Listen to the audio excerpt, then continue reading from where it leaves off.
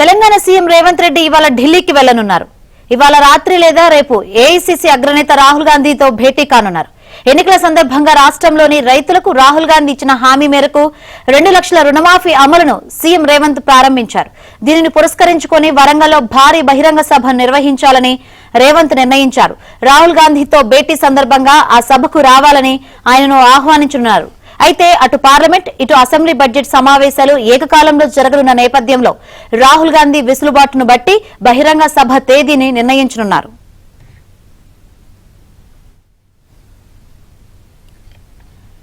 ఇక ఢిల్లీ పర్యటనలో భాగంగా రేవంత్ ఇతర కాంగ్రెస్ అధిష్టానం పెద్దలను కూడా కలిసి మంత్రివర్గ విస్తరణ, నామినేట్ పదవుల నియామకాలపైన సంప్రదింపులు జరిగే అవకాశం ఉన్నట్లు చెప్తున్నారు. ఇక దీంతో పాటు సీఎం పలువురు కేంద్ర మంత్రులను కలిసి రాష్ట్రంలో అభివృద్ధి పనులకు నిధులు కోరనున్నట్లు ప్రభుత్వ వర్గాలు తెలిపాయి.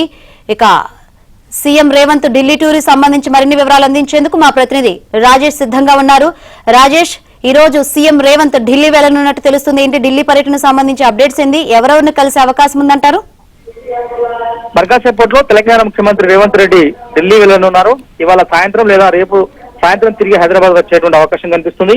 ఇప్పటికే కాంగ్రెస్ ప్రభుత్వం అనౌన్స్ చేసినటువంటి 6 గ్యారంటీ స్కీమ్లను పక్కాగా అమలు చేస్తున్నటువంటి నేపథ్యంలో దాదాపు 8,000 నుంచి 10,000 కోట్ల వరకు ₹1,00,000 లోపు రుణమాఫీ చేసినటువంటి నేపథ్యంలో ఈ ఆగస్టు చివరి వరకల్లా కూడా మిగతా అమౌంట్ రుణమాఫీ చేయాలని చెప్పి రాష్ట్ర ప్రభుత్వం భావిస్తా ఉంది. దానితో పాటుగా ఈ నెల 20వ తేదీన తెలంగాణ రాష్ట్ర బడ్జెట్ సమావేశాలు పెట్టాలని చెప్పేసి రాష్ట్ర ప్రభుత్వం నిర్ణయానికి వచ్చింది. కాబట్టి దానికి కృతజ్ఞతగా ఈ నెల చివరాఖరికల్లా రాహుల్ గాంధీని వరంగల్ పిలిపించి రైతు డిక్లరేషన్ సభ 2022లో పెట్టినటువంటి రైతు డిక్లరేషన్ సభ ఏదైతే ఉందో తిరిగి అదే సభను నిర్వహించాలని చెప్పేసి తెలంగాణ రాష్ట్ర ప్రభుత్వం భావిస్తా ఉంది. దానిలో భాగంగా ఇవాళ తెలంగాణ ముఖ్యమంత్రి ఢిల్లీ పర్యటన వెళ్తున్నారు. దాంతో పాటుగా కేంద్ర మంత్రులు పీయూష్ గోయల్, అదేవిధంగా నిర్మలా సీతారామన్, అమిత్ షాలను 3 అపాయింట్మెంట్ కోరినట్టు కూడా తెలుస్తుంది. అయితే వారి నుంచి ఇంకా స్పష్టమైనటువంటి అపాయింట్మెంట్ సంబంధించినటువంటి సమాచారం అయితే రానట్లు తెలుస్తుంది.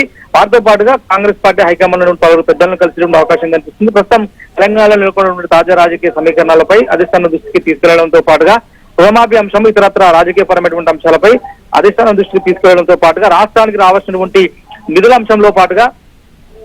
అంశంపై కూడా పలువురు కేంద్ర మంత్రులకు రిప్రజెంటేషన్ ఇచ్చి తిరిగి వచ్చే అవకాశం అయితే కనిపిస్తుంది. దాదాపు 2 రోజుల పర్యటనలో భాగంగా సీఎం రేవంత్ రెడ్డి ఢిల్లీ వెళ్తున్నారు. కాసేపట్లో శంషాబాద్ ఎయిర్పోర్ట్ నుంచి ఆయన బయలుదేరి వెళ్లే అవకాశం ఉంది. Right, thank you Rajesh.